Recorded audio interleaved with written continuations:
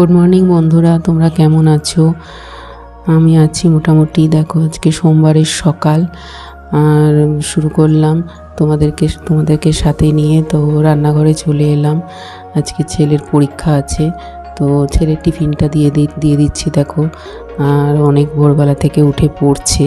তা পরীক্ষার সময় পড়বে, তার আগে তো পড়বে না। বলে না যে সারা বছর পড়বে না, পরীক্ষার আগে তখন ভোরবেলার থেকে উঠে পড়াশোনা করছে। তা ওকে বললাম তুই পড়তে পড়তে টিফিনটা খেয়ে নে। তা ও টিফিনটা দিয়ে, হালকা পাতলা টিফিন, কেননা ও এসে আবার কলেজে যাবে, মানে দুটো পরীক্ষা আবার খেয়ে যাবে এসে। তো ওই জন্য আজকে তারাও আছে আর অনেক কাজও রয়েছে আমার। আজকে হালকা পাতলা রান্না করব, সেরকম কিছু রান্না করব না। তো ওর চা দুধটা দিয়ে আমি ভাবছি আমি ততক্ষণে মুড়ি, আমার সকালটাই শুরু হয় চা মুড়ি দিয়ে, মানে র চা, মুড়ি আর বিস্কুট।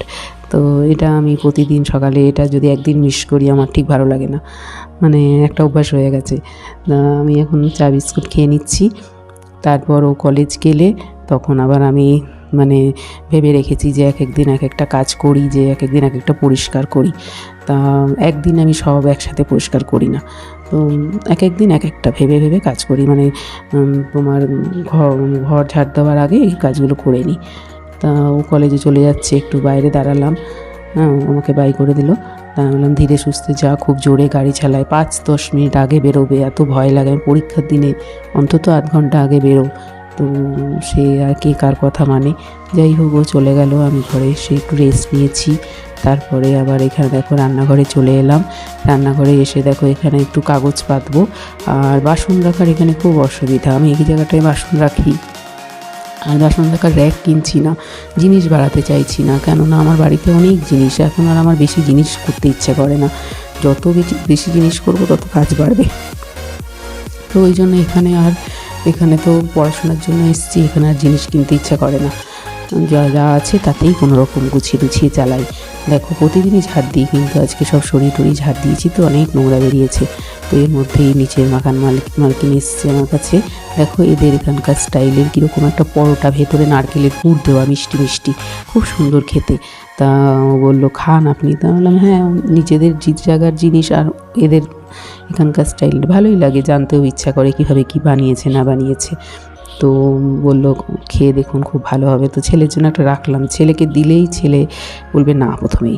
আমি বললাম একটু খেয়ে দেখ কেমন হয়েছে। তো যাই হোক, ও একটা খেয়েছিল।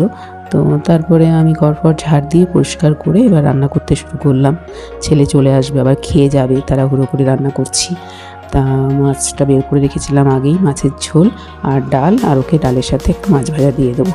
আর সবজি দিয়ে মাছের ঝোল আমার খুব ভালো লাগে। আমার ছেলে খেতে চায় না, কিন্তু এখন দেখি আবার খায়, কিছু বলে না।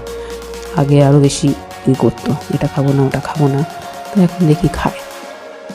তো আমাদের বাড়িতে হতো পটল দিয়ে, এখানে পটলটা ভালো পাই না বলে আমার বেশিরভাগই এখানে ঝিঙেটা খাওয়া হয়। আর শাকটাকগুলো এখানে কম খাওয়া হয়। এখানে শাকটাকগুলো ভালো পাওয়া যায় না, মানে পালং শাক, মানে আমাদের ওখানে মতন ভ্যারাইটি শাকটা পাই না। তো যাই হোক, একটু জিরে গুঁড়ো দিয়ে আর আদা বাটা দিয়ে মাছের ঝোলটা করবো। একটু পেঁয়াজও দিয়েছি, রসুন দেবো না, রসুন প্রতিদিন মাছের ঝোলে ভালো লাগে না। দেখো আইসক্রিমটা পুরো গলে গেছে, তো একটুখানি ছিল, তাই আমি বললাম আইসক্রিমটা তুই খেয়ে নে। তা ওকে বলছি তুই ঠিক কর সব। দেখো বিছানার চাদর ফাদর সব তুলে দিয়েছি, আজকে সব কাচবো, কেচে টেচে মেলবো। তা ওই জন্য দেখো রান্না হয়ে গেছে আমার, ওকে আমি খেতে দিয়ে দেবো এখন। তারপর ও চলে গেলে তারপর আমি কাচাকুচি করে করবো। তারপর অনেক কাচাকুচি করেছি। দেখো আমার ছেলেকে খেতে দিয়ে দিলাম, ও অনেকক্ষণ ধরে বসে বসে খায়। তো আমি বললাম তুই খেতে থাক, আমি ততক্ষণে কাজকুচিগুলো করতে থাকি, তারপর তুই আমাকে ছাদে দিয়ে আসবি জামা কাপড়গুলো। তো ও খেতে থাকলো, আমি ততক্ষণে কাচাকুচি করে। দেখো 1 বালতি কাচা। এখানে আমার বাড়িতে ওয়াশিং মেশিন আছে, এখানে নেই, তাই এখানে হাতে কাচতে খুব অসুবিধা হয়। সব দিন বেশি হয় না, মানে বেশ কিছুদিন পরে পরে অনেকগুলো করে হয় জামা কাপড়। যেদিন বিছানা চাদর ফাদরগুলো কাচি সেদিন একটু বেশি হয়।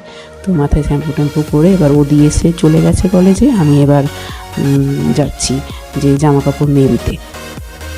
তো আমি জামা কাপড় মেলে টেলে এসে তারপর আবার এক গাদা জামা কাপড় আগের দিনে, সেগুলো আমার হাতে ব্যথার জন্য না করতে পারিনি। তাও তো করতেই হচ্ছে। দেখো বলে মানুষ, দুজন মানুষের সংসারে কাজ নেই, কিন্তু একই কাজ, দুজনের সংসার আর 4 জনের সংসার, অনেক কাজ থাকে। যে করে সে বোঝে। তো যাই হোক, চান টান করে একটু চুল টুল আছে ক্রিম টিম লাগিয়ে নিচ্ছি। তারপর গিয়ে পুজো করব। তা পুজো টুজো করে এত কাজের ক্লান্তির পরে না তখন আর একা একা তো খেতে ইচ্ছেই করে না, ছেলে না থাকলে। একসাথে দুজনে খাই, ও যেদিন চলে যায় আমার আর একা ভালো লাগে না। তো ও চলে গেল, তারপর আমার তখন রেস্ট, তারপর আর কোনো কাজ নেই। সকালের দিকটা একটু ব্যস্ত থাকি, তারপরের দিকে অনেকটা ফাঁকা থাকি। তো পুজো টুজো দিয়ে নিয়ে তারপর জামা কাপড় এত সেই মানে ওয়ার্ড্রপের মধ্যে সব গুছিয়ে গুছিয়ে জায়গায় রাখলাম। হ্যাঁ, দেখো কত জামা কাপড় কেচেছি। হ্যাঁ, আমি তাই বলি যে এখানে কাচাকুচি করতে এত অসুবিধা হয়, এতগুলো জামা কাপড় হয় একসাথে। তো কী করবো, আর কিছু করার নেই। আর কদিন হাতে ব্যথার জন্য জমে গেছে আরও বেশি, একসাথে কাচতে পারিনি, তার জন্য বেশি জমে গেছে।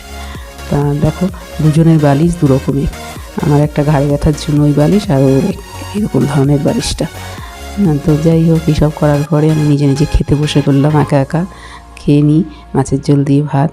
আর কি বন্ধুরা, ভালো লাগলে লাইক কমেন্ট করো। আজকে একটা নর্মাল ডেইলি ব্লগ তোমাদের সাথে শেয়ার করলাম। Tata, by.